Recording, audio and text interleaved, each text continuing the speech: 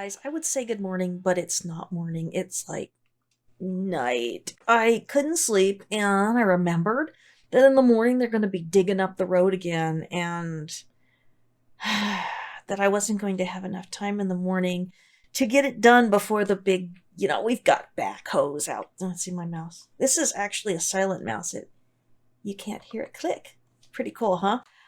So you guys don't have to hear as much clicking.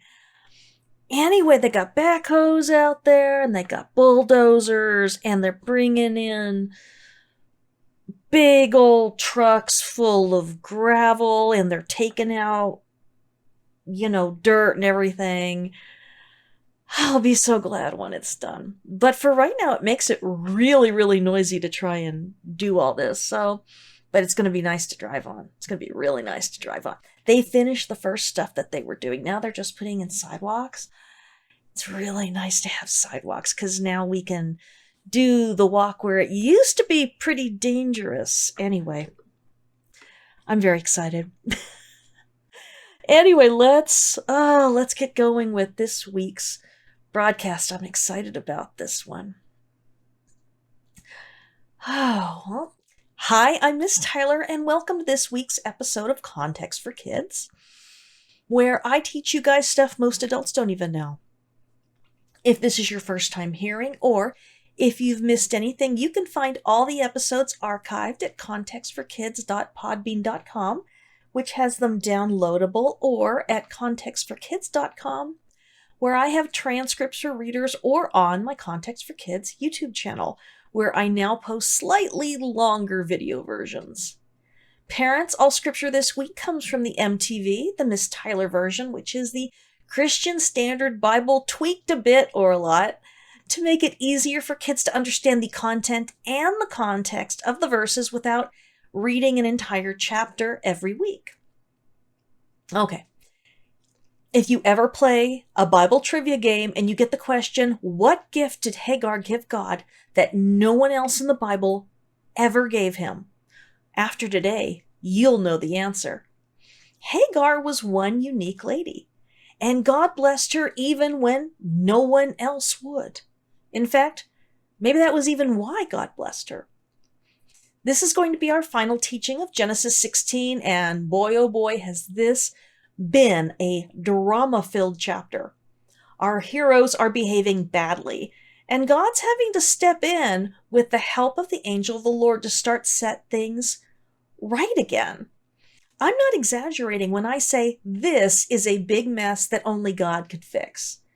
Not just this time, but also in another 16 years. When we don't trust God and do our own thing instead, sometimes the consequences last for the rest of our lives. Even when God forgives us, we still have consequences. Abram is going to really suffer because of how he has and hasn't handled this terrible situation. Let's look at this week's surprising and wonderful verses. So, after Hagar heard God's promise to give her a son, whom she would name and who would give her many grandchildren and great-grandchildren and would be free and not a slave, she gave a name to the Lord who spoke to her. You are El Roi, she explained. Here in this place in the middle of nowhere, have I actually seen the one who sees me? That is why the well is called Be'er Lahai Roi, which means the well of the living one who sees me. It's between Kadesh and Bered. So Hagar returned to their camp and gave birth to Abram's son, and Abram named his son, whose mother was Hagar, Ishmael. Abram was 86 years old when Hagar had her baby. Hey, wait. Do you guys remember Genesis 15 when the word of the Lord came to Abram in a vision, which is a dream people have while they're still awake? It's the best way I can think of to describe it.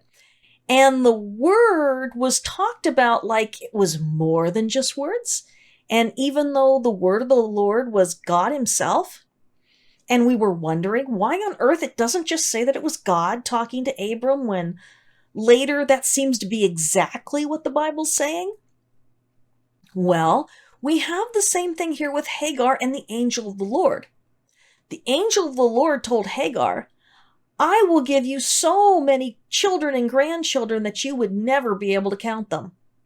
I mean, that's not something just an angel would do. That's what God does. The people of Canaan and Egypt, they believed that there were special gods for everything, and especially ones who gave babies to humans and animals. And there were usually goddesses like Hathor in Egypt and Asherah in Canaan, which makes sense because only women can have babies, right? Have you ever seen a man with a baby inside him? Nope. Men and women are very different in some ways and not really very different in others. Women and men can be good at the same things and be just as smart as each other, but it's a lot easier for men to pee outside when they're camping, and only women can have babies.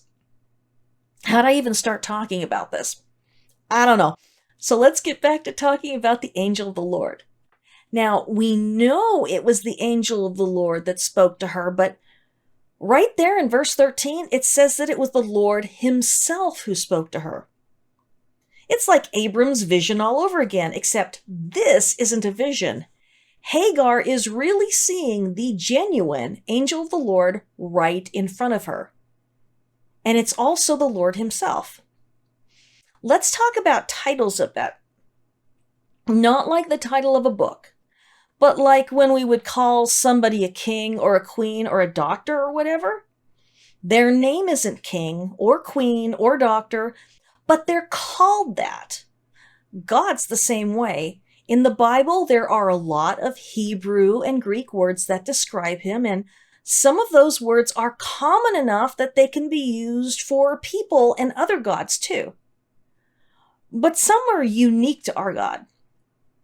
God's actual name in the Bible appears almost 7,000 times. There are 4 Hebrew letters that make up his name. The letters Yod, He, Vav, and He. No one knows for sure how to pronounce it, but we do know that when Jesus was on earth, the Greek-speaking Jews sometimes wrote the name in Greek as Yahweh. So that's what I use. Now, your family might say it another way, which is totally okay with me. Without a time machine, it's impossible to know for sure anyway, right? But Yahweh is only one way that the Jews used to talk about God. We use Lord now, but in Hebrew and Greek, they called him Adonai or Kurios, which all mean the same thing. Where we use the word God, they would use Elohim or Theos, and again, these all mean the same thing. When Jesus is called the Christ, that's the Greek word Christos. That means anointed one, which in Hebrew is Mashiach and in English is Messiah. Now, here's where it gets complicated. Except for the name Yahweh, all of those other words are also used in the Bible to describe people too, or sometimes other gods. Even words like El and Baal are used by God to describe himself. They just mean God and master or sometimes even husband. It all depends on who is using it and how it's used. God doesn't hate these words because we also use them to describe people and other gods. I mean, God even uses them that way. What concerns God is who you are worshiping and placing your trust in. Is it him or one of the fake gods that the other people worshipped and the children of Israel were told to never, ever worship or pray to? Hagar is very, very blessed and surprised that the Lord has appeared to her as an angel. However that works, I don't think we can ever really understand it because, our brains are just too small. In the ancient world, they believed that if you saw any god, you would just straight up die. But not only is Hagar still alive, but she's been given all these wonderful promises when she probably thought that Abram's God never even knew she existed. She's surprised that God sees her and that she can see him, so she gives him a name, El Roi, which means God sees me. God gave her son Ishmael the name God hears. And she's giving God the name God sees me. In Hagar's way of looking at the world, gods don't see slaves, or usually even women either. Of course, we know that God sees and hears everyone, and especially the people who cry out because they're being hurt. In the book of Acts, Peter was shocked when he found out that God doesn't only listen to Jews. Peter realized that God is no respecter of persons, which is a fancy way of saying that he doesn't care if you're a man or a woman or a girl or a boy or a grown-up or a kid or Jewish or a Gentile, which is a word that means anyone who isn't Jewish, or a rich person or a poor person or anything that we care about. God doesn't respect people just because humans think that they're all that in a bag of chips. Compared to God, aren't we all just like Hagar? Like, I would be silly to think that God loves me more than you just because I'm a Bible teacher. God's love doesn't work like that. He sees you and he hears you. I'm just a Bible teacher because that's the job he chose for me. My husband Mark is an engineer because God made him with a mind that's just super good at figuring things like that out. I'm just as good as he is at math and physics, but I'm better at chemistry and he's better at engineering. I took an engineering class in college and I was bored out of my gourd and I hated it. I was super good at literature and English and got straight A's in college in those classes, but Mark is just terrible at it and I needed to help him. God makes people different because there are a lot of jobs that people need to be able to do to make the world a better place for everyone. I do that by teaching people about the Bible and God and Jesus. I wonder what you'll do. Can't wait to find out. There are a lot of ways to make the world more like God's kingdom, and most of them have nothing to do with doing what I do or being a pastor of a church or something.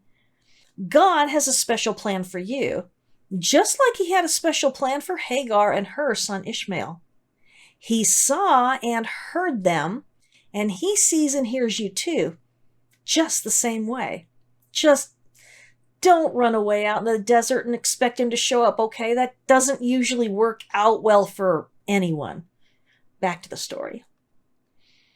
Hagar goes back, and at this point, I have to guess that Abram was freaking out because if she was gone, then so was the child they've been counting on to take care of them in their old age. Hagar was probably gone about 2 weeks altogether. The Bible says that Abram named Ishmael once he was born, and so that's going to take a bit of a what-if story and some explaining about the ancient world. Oh, and before I forget to mention it, the Bible says that Abram is now 86 years old. He was 75 when they left Haran to follow God to the land of Canaan.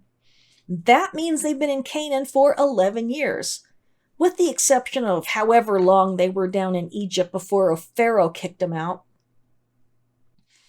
So God told Hagar that she would call the baby Ishmael, but Abram names him instead?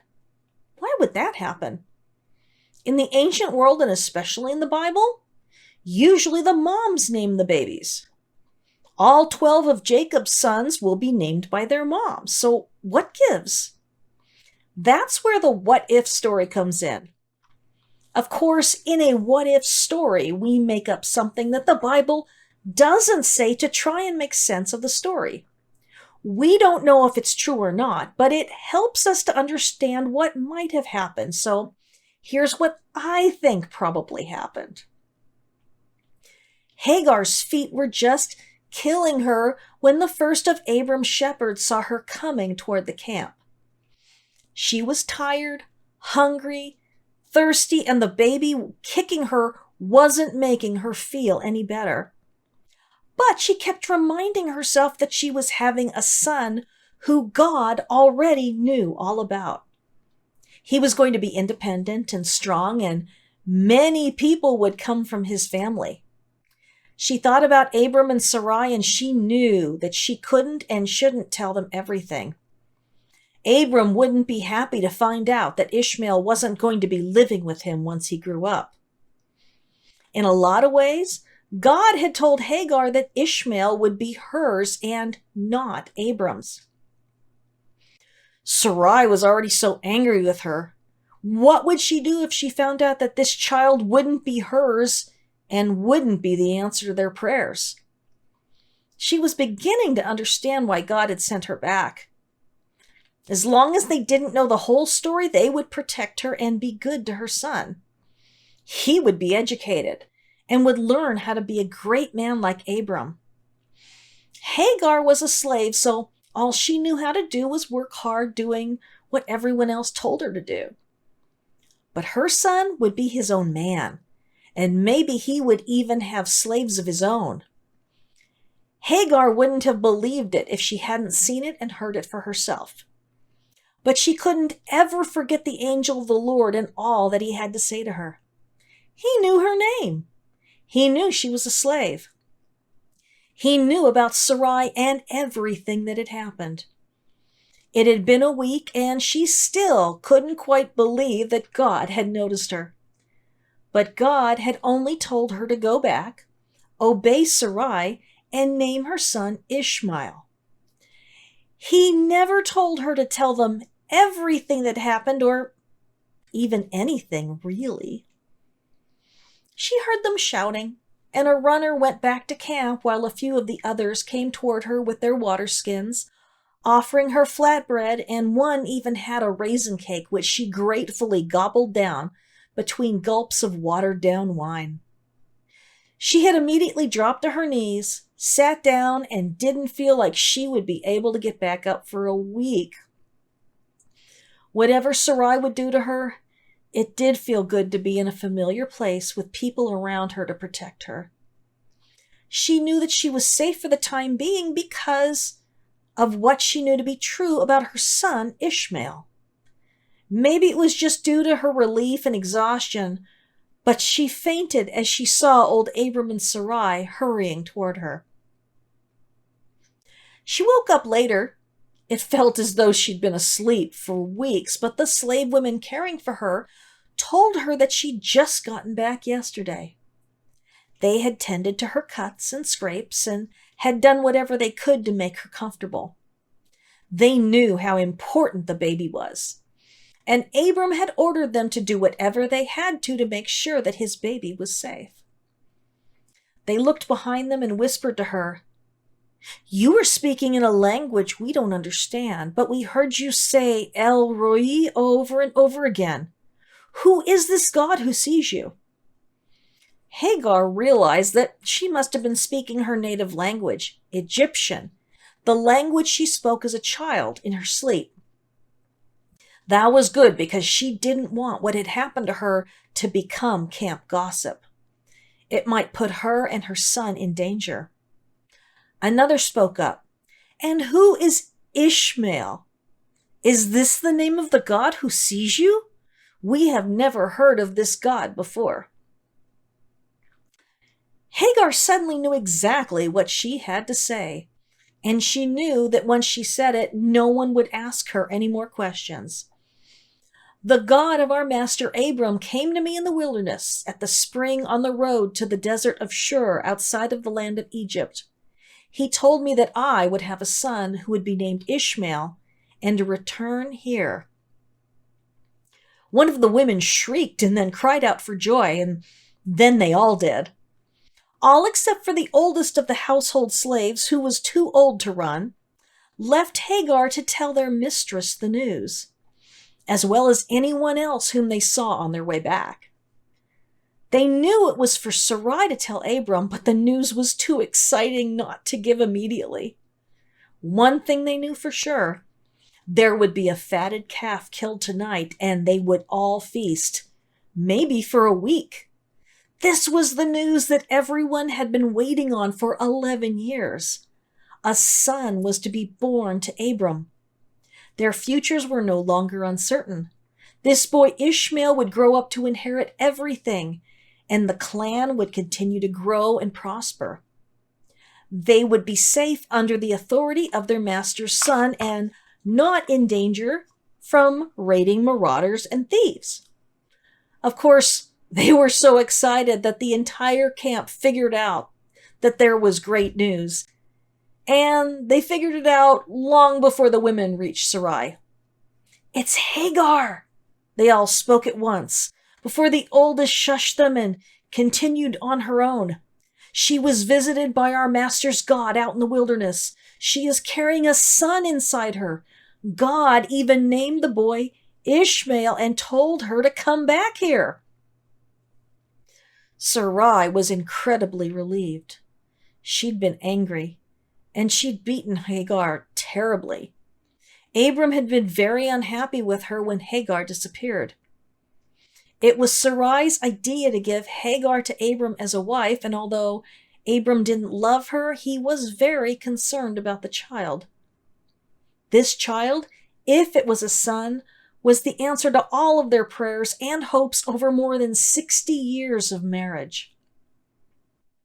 They were so close to having what they wanted, and Sarai's jealousy and anger at having been shamed had driven Hagar away. They had looked and looked, but they had long since believed that Hagar was dead or captured and sold to someone else.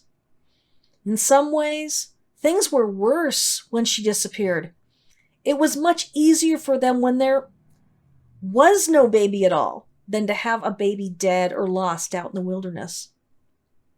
Sarai saw Abram coming in from the fields, and she met him, telling him the wonderful news. "Abram, your God sent Hagar home to us and told her that you will have a son who will be named Ishmael." Abram was so surprised that he dropped his staff and jumped and shouted, "I have a son! I have a son! May the Lord be blessed! Servants, prepare a feast, and Eleazar, go share the news with Omri, Eshcol, and Aner. Invite them to share in our joy." The camp erupted with shouting and laughter, dancing and excitement. They knew that a child named by the gods would be a very special man when he grew up. What would this man be?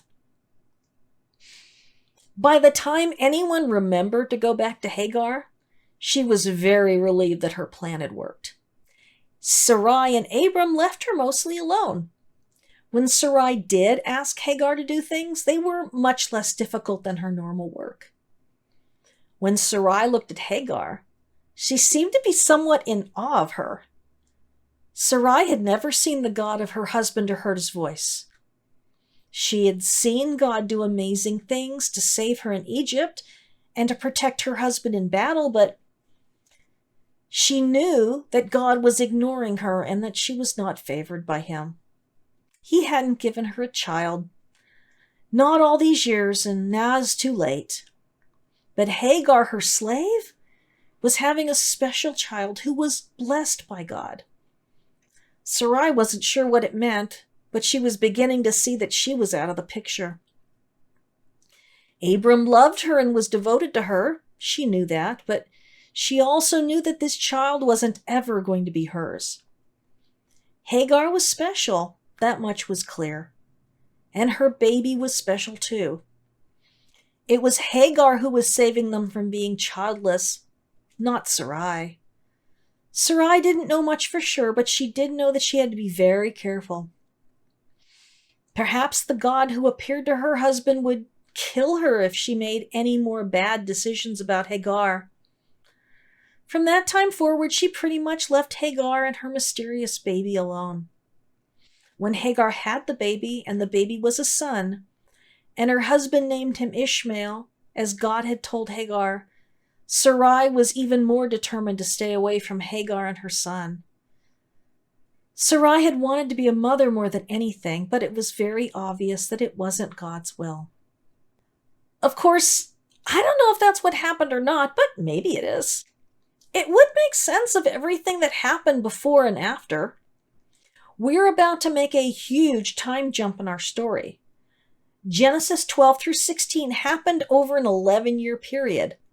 But at the beginning of chapter 17, another 13 years will have gone by. Let's tell another short what-if story. Next time we see them, Abram will be 99, Sarai will be 89, and Ishmael will be 13 years old. That will be a huge change. Ishmael will be at the age where boys of his times would be with their fathers all the time, learning to do grown-up jobs. Ishmael would be learning how to be in charge of all the slaves and hired men, plus learning how to care for the flocks and herds. He would be hanging around with Abram's allies. He would be learning languages. His mother Hagar would teach him Egyptian, and Abram would be teaching him the language of the Canaanites as well as the Babylonians so that he could do business with them as the household traveled. Abram loved his son. Ishmael was his pride and joy and the answer to his prayers. He couldn't imagine being happier than he was. Ishmael was strong, independent, and clever. He would be a great leader in a few years. Abram was so proud of his son. Hagar was proud of Ishmael too, and she could see why God had told her everything he did. She felt important because she was the mother of an important man. Sometimes it was even easy to forget that she was still a slave. But not always. Sarai had never gotten over the shame of Hagar being able to give Abram a baby. Sarai hated her, but she didn't dare admit it to anyone. But Hagar could see the hurt and anger in Sarai's eyes. She never forgot how badly Sarai had beaten her. But Abram never treated Hagar like she was a real wife, so she had to be content to be Ishmael's mother. One day old Abram would die, and then everything would change. And when Ishmael was in charge, Hagar knew she would be free at last. Sarai wouldn't be the head woman in charge anymore. I love you. I'm praying for you. The Bible doesn't do a lot of talking about what people are feeling inside, and so sometimes we have to use our imaginations. God wanted Abram to have a son. But do you think that this situation is really the sort of thing that God would make happen? We're going to find out that the answer is definitely not.